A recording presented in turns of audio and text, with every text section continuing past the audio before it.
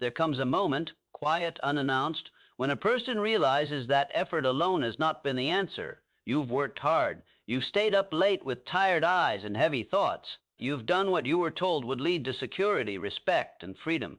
Yet something invisible still holds the door closed. Not because you are unworthy, but because you have been listening to life on the wrong frequency. Most people believe wealth is a destination, a number, a finish line. But wealth is not something you chase. It is something you tune into.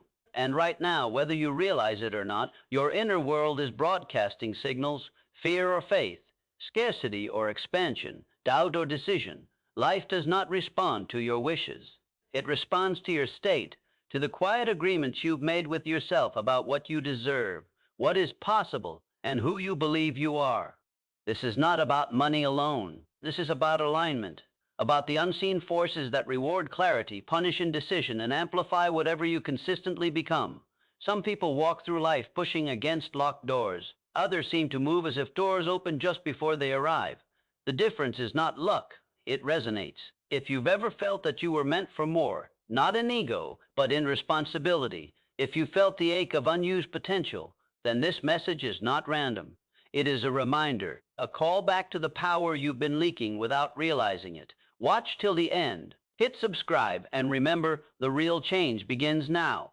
There is a quiet moment you know well. It arrives when the noise finally fades, when the day is over, the lights are low, and you are left alone with the truth you keep outrunning.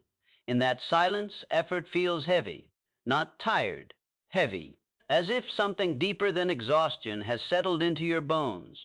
You've been moving, pushing, striving, yet nothing seems to open.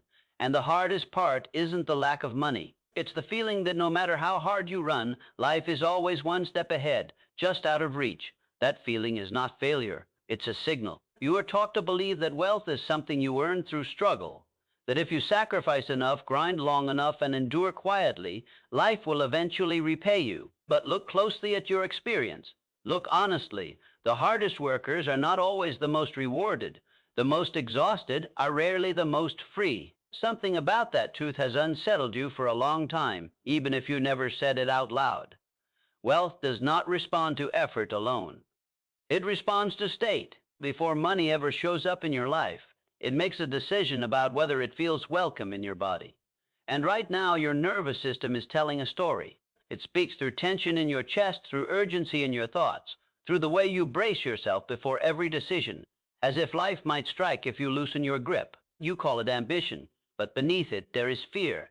Fear of not having enough, fear of falling behind, fear that if you stop pushing, everything will collapse. And here is the truth few are willing to face: a body locked in survival cannot hold abundance.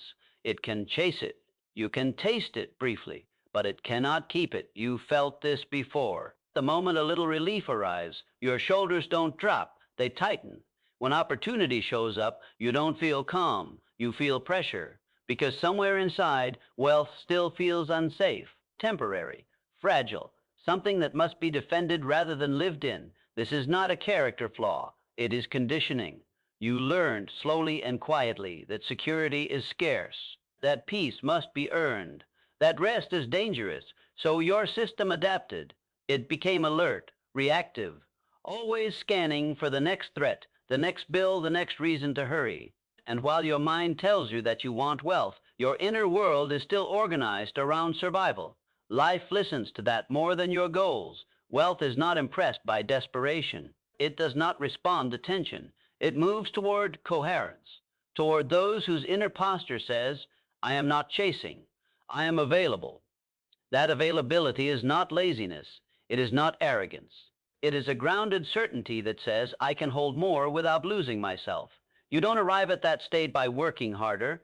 You arrive by becoming steadier. Notice how often your thoughts rush ahead of the present moment, how quickly you measure yourself against others, how often your worth rises and falls with numbers, results, or approval. That inner volatility is costly, not emotionally, energetically. It tells life that you are on unstable ground, and life, like wealth, prefers stability. When your internal state changes, reality doesn't argue. It adjusts. This is why some people seem to attract opportunity without force. Their presence is calm. Their decisions are clean. They don't leak urgency into every interaction. They don't beg reality to cooperate. They expect it to, not from entitlement, but from alignment. Alignment begins when you stop asking, how do I get more? And start asking, who am I being while I pursue it? Are you contracted or open? Are you frantic or focused? Are you chasing validation or building from self-trust? These are not philosophical questions. They are practical. Because every action you take is filtered through the state you're in, and that state determines how the world receives you. A tense request sounds like need. A grounded request sounds like leadership. The words may be the same. The outcome never is. You don't need to convince life that you deserve wealth. You need to stop broadcasting that you're afraid of it. This is where the shift begins. Not dramatically, but quietly. You start noticing your reactions. You catch yourself rushing and choose to slow down. You feel the impulse to panic, and you breathe instead. You stop treating every setback as proof that something is wrong with you. Slowly your body learns a new language, one of safety, of capacity, of space. And as your internal environment stabilizes, something subtle happens.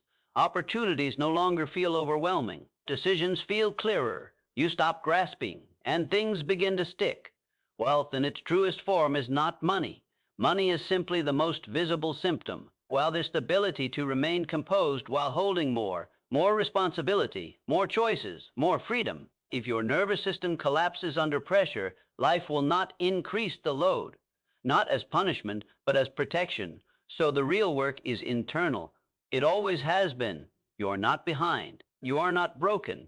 You have simply been operating from a state that cannot sustain what you want. And the moment you see that, truly see it, the chase begins to dissolve. You stop running toward wealth and start becoming a place where it can arrive and stay. That is the quiet realization, the one that changes everything without announcing itself, the one that doesn't feel like hype, but like relief, like exhaling after holding your breath for years. And in that stillness, for the first time, life leans in. You didn't come into this world afraid of lack. You weren't born bracing for disappointment, measuring your worth against what you might lose. There was a time, early, quiet, unguarded, when your wants were simple and your expectation of life was honest.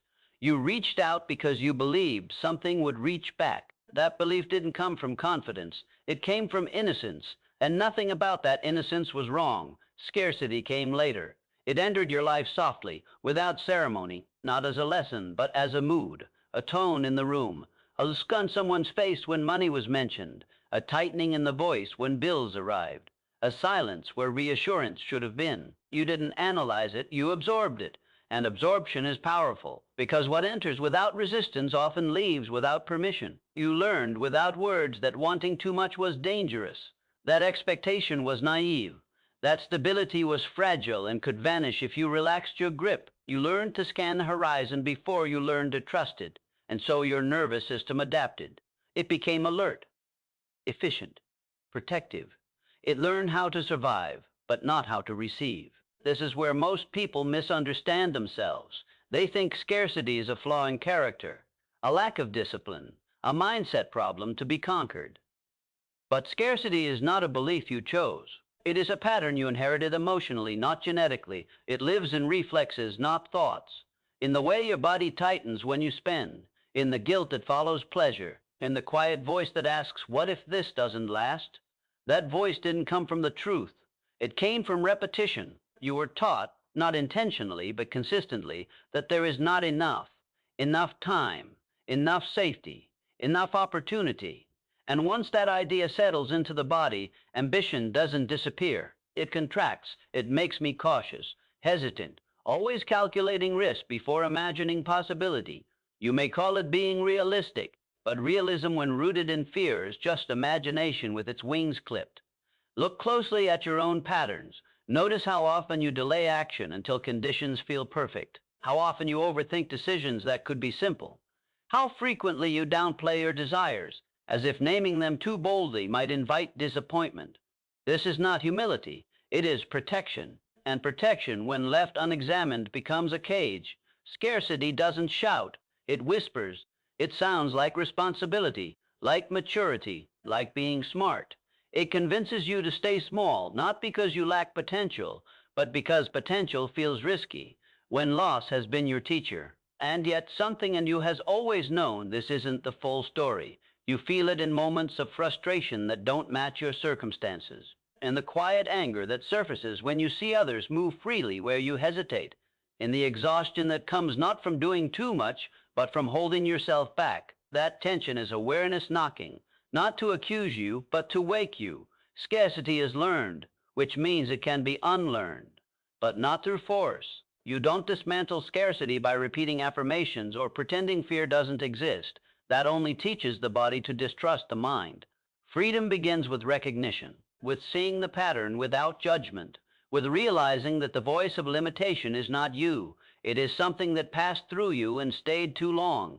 Awareness changes the relationship. When you notice the tightening in your chest before you say yes to an opportunity, pause. Don't push through it. Feel it. Ask what it's protecting you from. You may discover it's guarding an old memory, not a present threat. When you hesitate to invest in yourself, listen closely to the story you tell. Is it about logic or about fear of regret, fear of being seen, fear of wanting more than you were taught was acceptable? These moments are not obstacles, they are doorways. Each time you see scarcity operating, you reclaim a piece of yourself, not by fighting it, but by outgrowing it. Awareness loosens the grip, slowly at first, then decisively, because what was learned unconsciously cannot survive conscious light. This is the shift most people miss. They try to replace scarcity with optimism. But optimism without awareness is fragile. Awareness builds something stronger, choice. And choice is the foundation of freedom. When you realize that your limitations are inherited habits rather than fixed truths, compassion enters the picture. You stop attacking yourself for feeling afraid. You stop labeling caution as weakness. And in that gentleness, your system begins to soften. Safety returns, not because circumstances change, but because you are no longer at war with yourself. From that place, ambition transforms. It stops being fueled by anxiety and starts being guided by clarity. You no longer chase success to escape fear. You move toward it because it feels aligned. Decisions become cleaner. You waste less energy proving yourself. You stop shrinking your desires to fit into old emotional rooms. And something unexpected happens. Life responds differently. Not magically, not instantly, but perceptibly. Opportunities no longer feel threatening. Expansion doesn't trigger panic. You begin to tolerate more ease, more abundance, more visibility, without self-sabotage pulling you back to familiar limits. This is what it means to outgrow scarcity, not to deny its existence, but to recognize its origin, to see that it was never a prophecy, only a pattern. And patterns dissolve when they are seen clearly enough, long enough. Your greatest teacher will always moon braced against life. Your greatest teacher will always moon designed to measure every step against the fear of falling. That posture may have protected you once, but it is not who you are becoming. Awareness is the beginning of freedom because it returns authorship to you. It reminds you that the rules you've been living by were learned in rooms you no longer inhabit. And once you see that, truly see it, something settles inside. Not excitement, not certainty, permission.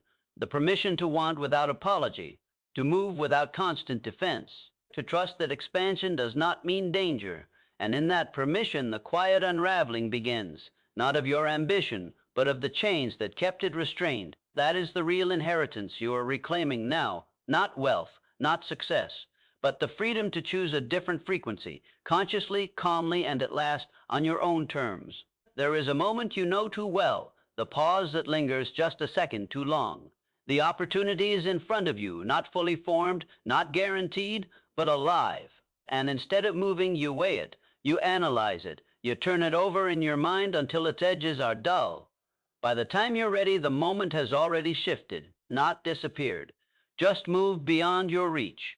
And you're left with the familiar ache of wondering what might have happened if you had chosen faster. That ache is not regret. It is recognition. Life does not punish you for being wrong. It responds to whether you are decided, because decisions are not about correctness. It is about direction, and direction creates momentum, even when the path ahead is unclear. Hesitation, on the other hand, sends a different signal. It tells life you are waiting to be convinced, and life does not negotiate with uncertainty. Indecision is not caution. It is a slow leak of energy. Each time you delay a choice, part of you stays suspended. Your attention fragments. Your nervous system remains on alert, holding multiple futures open at once. That state is exhausting, not because the choice is hard, but because you refuse to close the door behind you. You carry the weight of unrealized paths, and over time, that weight becomes fatigue disguised as burnout. You've felt this. The tiredness that doesn't go away with rest, the mental noise that hums beneath everything, the sense that you're busy but not progressing. That is the cost of undecided identity.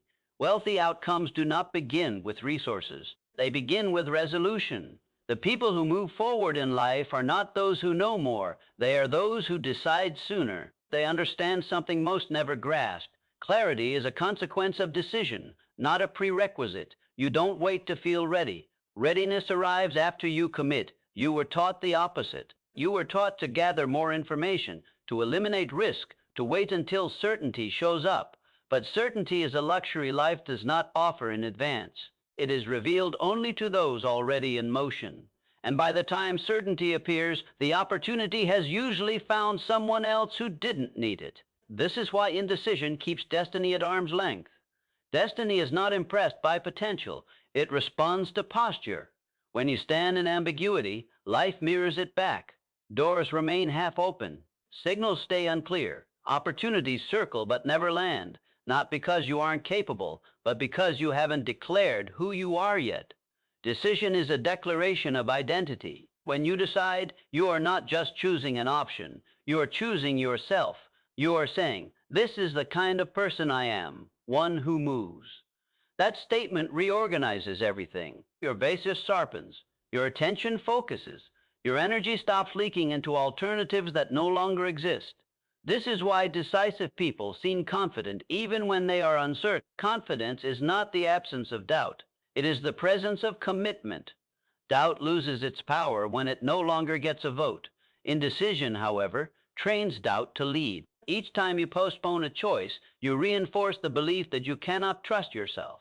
That belief becomes a pattern. You start looking outward for permission. You ask too many questions. You wait for validation. And slowly, your authority erodes, not in the eyes of others, but in your own. This is the quiet danger of hesitation. It doesn't just delay outcomes, it reshapes identity. Wealth responds to those who claim authorship over their lives. Money, opportunity, influence. They move toward decisiveness because decisiveness creates stability. Even mistakes made from commitment are more useful than perfect plans trapped in thought. Life can work with motion. It cannot work with paralysis. You don't need to be fearless to decide. You need to be willing to choose without guarantees, willing to stand behind your choice even when discomfort arises, willing to adjust later without interpreting course correction as failure. This flexibility within commitment is what separates power from stubbornness. There is a difference between forcing a decision and embodying one. Forcing comes from fear. Embodying comes from clarity. Clarity doesn't mean you know the outcome. It means you know who you are being while you move forward. Ask yourself this quietly. Who do you become when you decide quickly? Not impulsively, but firmly. Do you feel more alive, more present, less scattered? That is not a coincidence. That is alignment returning. Every decisive moment strengthens a muscle, the muscle of self-trust. And self-trust compounds faster than any external asset. Because once you trust your own movement, you stop asking life for permission to live fully. This is the rewiring that changes outcomes.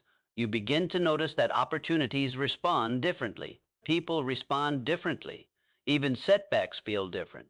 Less personal, less defeating, because you are no longer attached to being right. You are attached to being in motion. And motion keeps you in conversation with life. Indecision keeps you in your head. Decisions place you in the world. There will always be reasons to wait, to delay, to gather one more opinion. But understand this, every moment you hesitate, you are choosing something: comfort over growth, safety over expansion, familiarity over possibility. Not choosing is still a choice, and it carries consequences just as real as action. The wealthy understand this at a fundamental level. They don't worship speed, they honor commitment. They know that life aligns itself around those who align themselves first. You don't need to become reckless.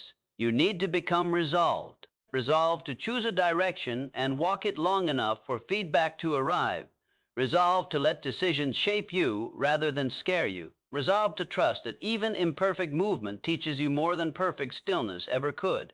And one day you notice something has shifted, not externally at first, internally. The noise quiets. The second guessing fades. You feel heavier in the ground, lighter in the chest. You are no longer waiting for the right moment. You are being the moment. That is when life stops holding back. Not because you demanded it, but because you finally spoke its language. And the language of wealth, before anything else, is decision. There is a ceiling you keep bumping into, invisible, silent, frustratingly consistent. No matter how much effort you pour in, no matter how many strategies you learn or goals you set, something always pulls you back to a familiar level. Not failure, familiarity, a place that feels almost comfortable in its limitations. You've told yourself it's circumstance, timing, luck, but deep down you sense the truth. Something inside you decides how far you're allowed to go.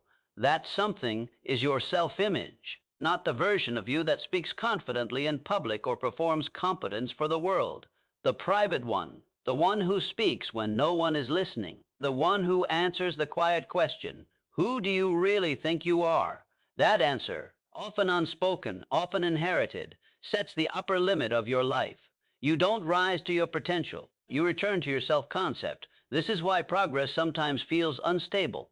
Why success, when it arrives, can feel strangely uncomfortable. You've noticed it. The way ease makes you restless, the way growth triggers anxiety instead of peace.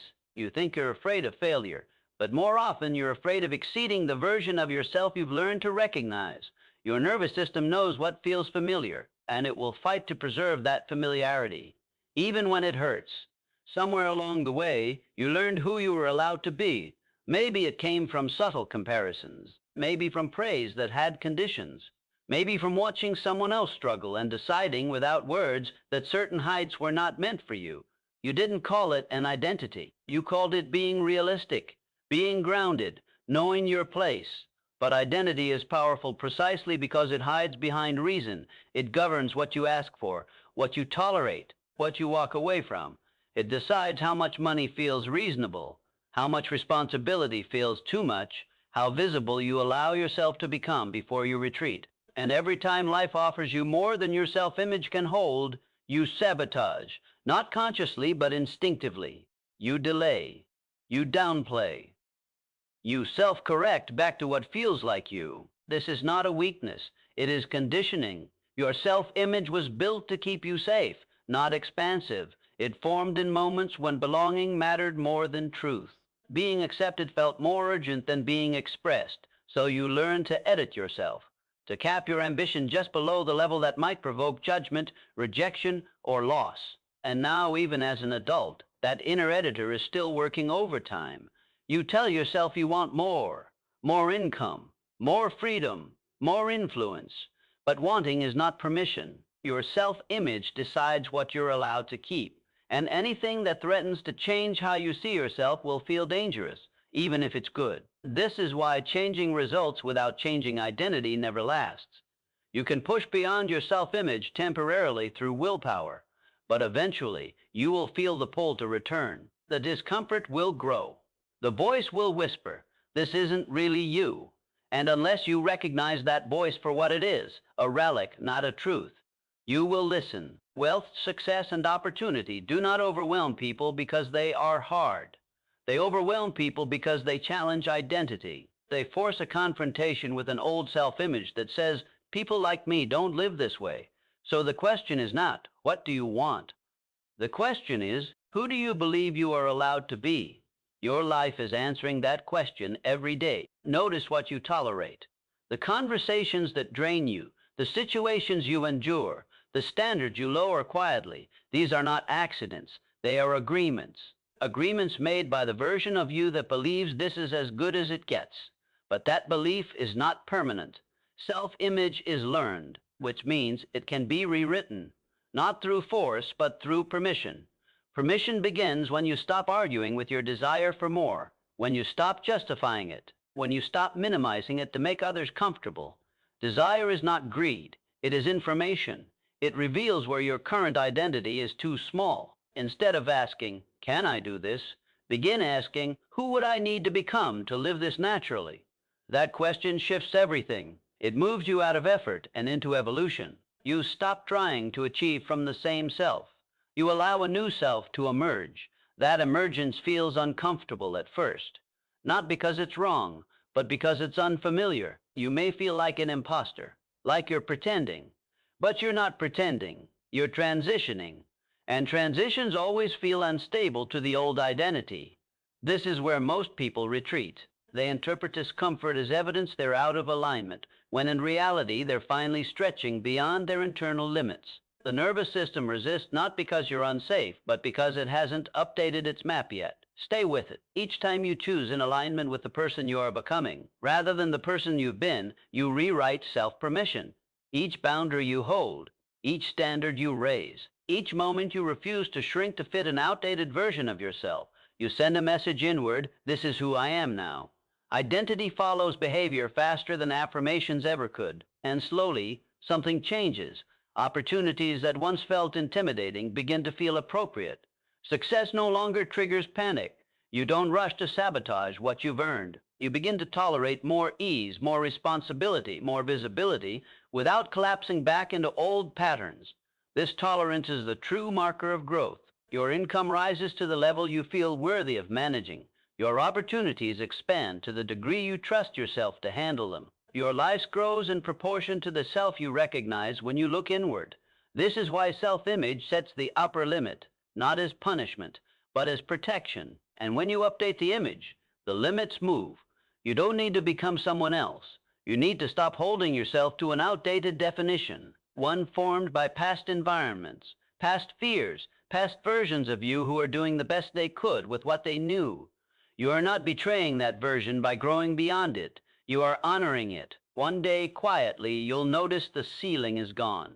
Not because you broke through it, but because it was never real to begin with. It was a belief that outlived its usefulness. And in that realization, there is no rush, no explosion, just a calm, grounded knowing you are allowed to be more. And now, finally, you believe it. There is a moment when you feel it slipping, not money, not opportunity, but control. A surge rises in your chest, fast and familiar. Frustration, panic, the sharp edge of needing something to go your way now. In that moment, your thoughts scatter, your body tightens, and your voice inside grows loud and impatient. You call it passion, you call it urgency, but beneath it, something else is happening. You are losing command of yourself, and life is watching. Wealth does not respond to intensity. It responds to steadiness.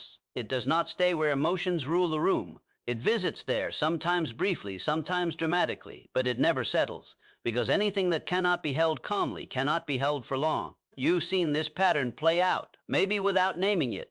A breakthrough followed by chaos. A win followed by a self-inflicted loss.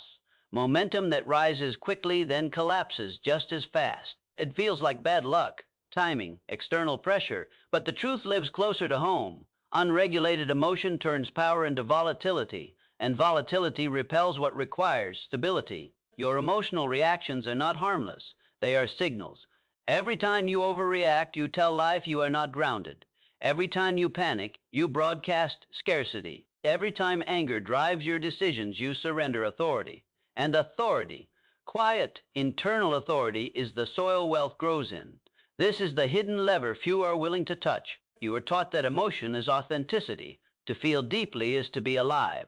And feeling deeply is not the problem. Being ruled by what you feel is. There is a difference between awareness and reactivity. One gives you choice, the other takes it away. When emotions lead, outcomes wobble. Think about the decisions you regret most. Rarely were they made in calm. They were made in heat, in urgency, in the desire to escape discomfort rather than endure it. Emotional noise compresses time. It makes everything feel immediate, personal, and absolute. And in that compression, long-term thinking disappears. Wealth requires the opposite relationship with time. It rewards those who can pause when others rush, those who can stay present when others spiral, those who don't need emotional relief to make decisions, because relief is temporary, but consequences are not. This is why emotional discipline feels uncomfortable at first. It denies the body its familiar release. It asks you to stay with sensation rather than discharge it, to feel anger without acting on it, to feel fear without obeying it, to feel excitement without letting it carry you away. That restraint is not suppression, it is mastery. Uncontrolled reactions sabotage prosperity because they erode trust, not just from others, but from life itself. Instability creates unpredictability, and unpredictability is expensive. Opportunities hesitate, partnerships falter, resources pull back, not out of judgment, but out of self-preservation. Calm authority does the opposite. When you respond instead of react, something shifts in the room. People listen differently. Circumstances reorganize. Even conflict loses its edge. Calm is not passive. It is commanding. It signals that you are not threatened by the moment, that you can hold tension without collapsing into it. That capacity is rare, and rarity attracts value. You don't develop emotional discipline by avoiding stress. You develop it by meeting stress without surrendering yourself to it, by noticing the spike in emotion and choosing stillness instead of discharge, by allowing the feeling to pass through without letting it steer. At first this feels unnatural, because reaction has been your coping mechanism. It gave you the illusion of control. The expression felt like relief, but relief is not resolution, and what feels relieving in the moment often creates instability later. Discipline teaches your nervous system a new truth. You are safe even when you don't react. That truth changes everything. Once your system learns that it doesn't need to explode, defend, or rush to survive, your baseline shifts. You become less provoked, less drained, less dependent on emotional highs and lows to feel alive. And in that steadiness, your presence deepens. Presence is power. Wealth stays where presence exists, where decisions are not hijacked by mood, where setbacks are processed, not personalized, where wins are received without arrogance and losses without collapse. This is why emotional discipline is invisible to most, but obvious to those who practice it. They move differently, speak differently, decide differently. Their energy does not spike wildly, it hums. And that hum creates an environment where success doesn't feel temporary. You begin to notice this in yourself when your reactions slow, when silence becomes an option, when you no longer need to prove how you feel to justify it. That restraint is not weakness. It is confidence that does not need to announce itself. And something else happens. Your tolerance expands. You can handle more responsibility without stress, more money without anxiety, more attention without self-consciousness. Emotional discipline increases capacity, and capacity determines how much life can give you without destabilizing you. This is why so many people touch success but cannot hold it. Their inner world cannot stabilize the outer gain. So life returns them to familiar emotional territory, not to punish, but to regulate. When you regulate yourself, life stops regulating you. This doesn't mean you become cold or detached. It means you become rooted. You still feel deeply, but feeling no longer dictates. Emotion informs, but it does not command. You listen, then you choose. Choice is where authority lives, and authority is what wealth recognizes. There will be moments when calm feels like restraint against instinct, when everything in you wants to react, to lash out, to rush, to grasp. Those moments are thresholds. Each one is an invitation to step into a higher level of control, not over others, but over yourself. Every time you choose steadiness, you reinforce a new identity, one that says, I can hold this. That identity compounds. It reshapes how others experience you, how opportunities approach you, how life entrusts you with more. Because life does not give abundance to those who want it most. It gives it to those who can contain it. And containment begins with emotional discipline. One day you'll notice the difference, not in a dramatic victory, but in your reaction to pressure. The moment that once would have shaken you no longer does. Your breath stays even, your thoughts stay clear, and in that quiet control there is a sense of arrival. Not because you've won something, but because you've stopped being ruled by what you feel, analyzing and contemplating. Calm, grounded, unmovable, wealth no longer feels like something you chase. It feels like something that recognizes you and chooses to stay. There is a space you've stood in many times, the space between wanting and knowing, where the evidence hasn't arrived yet, but the pull towards something more refuses to let you rest. You don't talk about it much because it sounds irrational when spoken aloud. There's no proof, no guarantee, just a quiet pressure in your chest that tells you something is unfolding, even though nothing on the surface confirms it. That space is where faith actually lives. Not the kind of faith that waits politely, not the kind that hopes while staying still, but the kind that reorganizes you from the inside out before the world has caught up. Faith is not belief in a future outcome. Belief is passive. Faith is active alignment, a way of standing, choosing, and moving as if the unseen is already responding to you. Most people misunderstand this because they've been taught to trust only what can be verified, to move only when conditions make sense, to wait for reassurance before committing. But life does not reveal itself that way. It responds to posture before proof, to coherence before confirmation. Faith is coherence. It is when your thoughts, emotions, and actions stop arguing with each other. When you no longer say one thing internally while doing another externally. When the future you desire is no longer treated like a fantasy, but like a conversation already in progress. You've felt moments of this before. Brief, fleeting, times when doubt went quiet and your decisions felt clean. When you didn't need motivation because movement felt natural. Those moments weren't luck. They were aligned. And alignment bends reality in ways logic cannot explain. Logic asks, is this safe? Faith asks, is this true to who I am becoming? And the body knows the difference. When you act from belief alone, your body stays tense. You're waiting to be disproven. But when you act from faith, there is a calm underneath the uncertainty. Not excitement, not confidence, calm, because something in you recognizes the direction, even if the destination is still hidden. This is why faith scares people. It removes the safety net of evidence. It asks you to move before the ground is visible. And for a nervous system trained by fear and scarcity, that feels reckless. But recklessness is chaotic movement. Faith is precise. It does not rush. It does not beg. It does not perform. Faith is quiet, consistency in the absence of reward. It's waking up and choosing the same inner posture, even when nothing changes externally. It's maintaining integrity when shortcuts tempt you. It's preparing for responsibility before it arrives. It's making room, emotionally, mentally, practically, for a future that has not announced itself yet. That preparation is not pretending. It is signaling. Life responds to signals more than statements. When your actions say, I am ready, long before your mouth does, circumstances begin to reorganize. Not dramatically at first, subtly. Conversations shift, timing adjusts. People enter and exit your path without explanation. This is the negotiation you don't see happening. Faith does not force outcomes, it invites them. And it does so by removing internal contradictions. When you say you want something but live as if you don't expect it, life hears the expectation, not the desire. Faith corrects that mismatch. It aligns your behavior with your direction even when doubt still exists. Doubt is not the enemy of faith. Inconsistency is.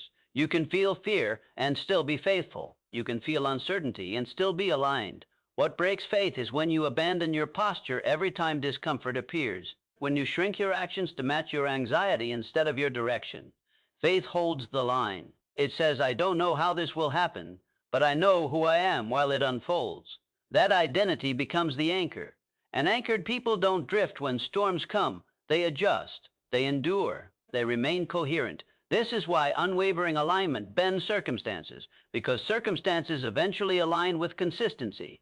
Life tests posture before it rewards it, not to punish, but to confirm. Are you aligned only when it's easy, or are you aligned when nothing is working yet? The answer determines how far life will trust you. Faith matures when you stop demanding signs and start becoming one. When your presence reflects expectation without entitlement. When you move as if the future is already listening. Not because you're entitled to it, but because you're participating in it. Participation changes everything. You stop waiting to be chosen and start choosing yourself in small, unglamorous ways. You show up prepared without an audience. You refine your skills without applause. You hold standards when no one is watching. These acts feel invisible, and that's the point. Faith grows strongest in invisibility, because when there is no external reinforcement, alignment becomes internalized. You no longer need validation to continue. You no longer negotiate with doubt every morning. The path may still be unclear, but your direction is not. And then slowly evidence appears, not as a miracle, but as momentum. One opportunity that leads to another. One conversation that opens a door where you didn't know existed. One moment where you realize life is meeting you halfway, not because you demanded it, but because you stayed coherent long enough.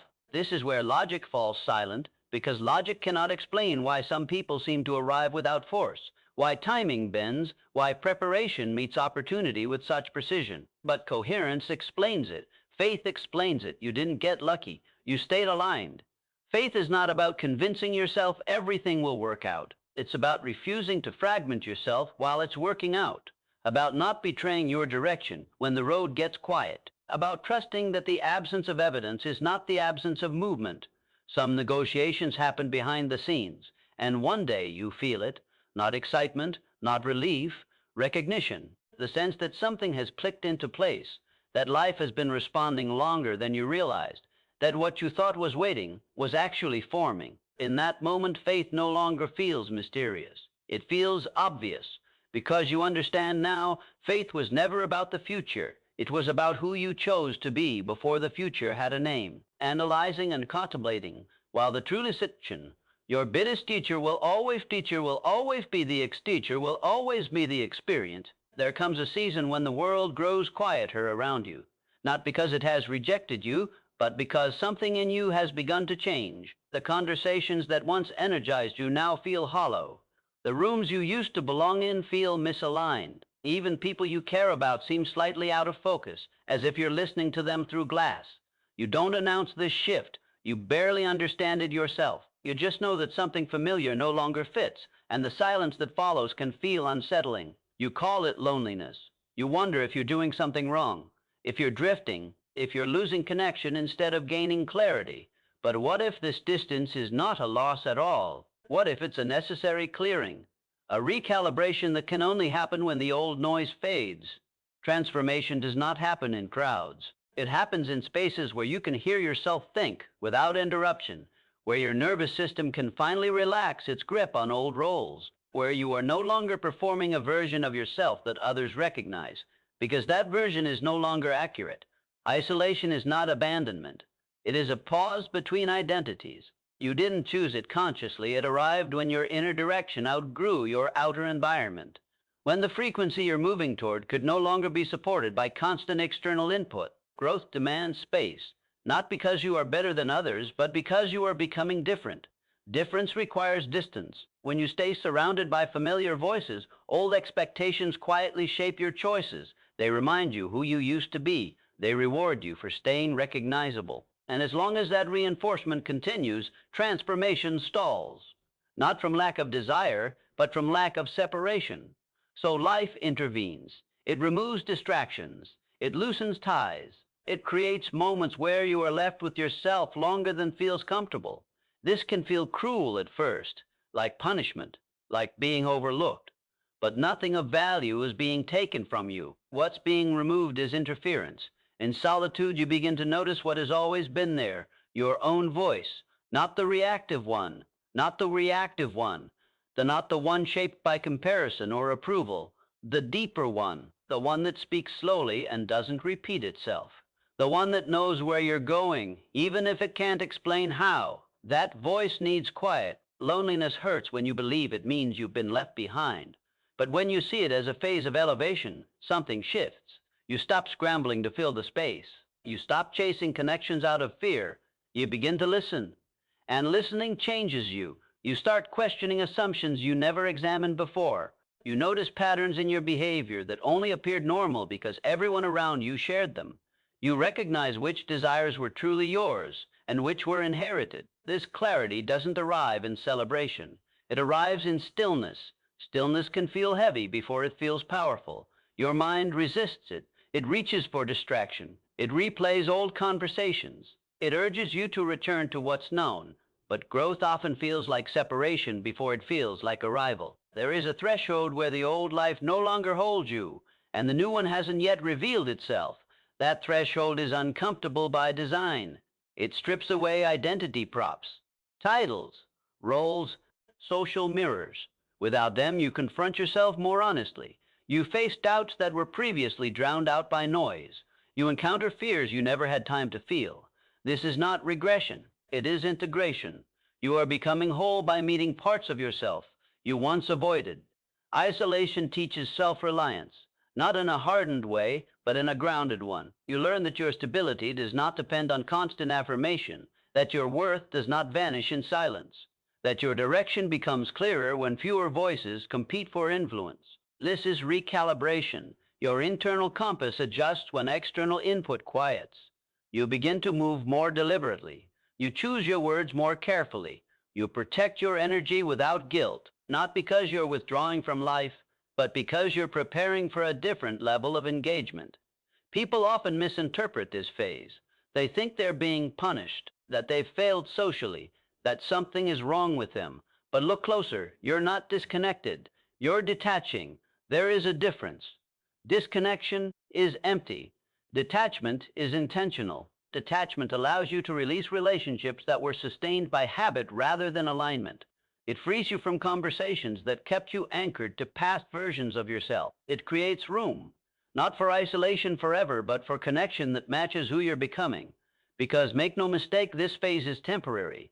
No one is meant to stay in isolation indefinitely. It is a passage, not a destination, a necessary retreat before a new emergence. When the recalibration completes, connection returns, but it returns differently, with depth, with resonance, with people who meet you where you are, not where you used to be. You will notice this shift when your solitude no longer feels heavy, when silence becomes restorative rather than sharp, when being alone doesn't feel like absence, but like presence. Your presence, that is when elevation completes its quiet work. You didn't lose people. You outgrew noise. You didn't fall behind. You stepped aside long enough to see clearly, and in doing so, you prepared yourself for connections that don't require shrinking or pretending. Growth always rearranges your life, first internally, then externally, and by the time the world feels loud again, you'll notice something else has changed. The noise no longer overwhelms you. The opinions don't pull you off center. The loneliness has dissolved into a deeper companionship with yourself. That is the gift hidden inside this phase. Isolation did not take something from you. It returned you to yourself, recalibrated, clarified, and ready to arrive where you were always meant to stand. There is a moment when you realize that what you've been asking for has been listening all along. Not money, not an opportunity, but weight.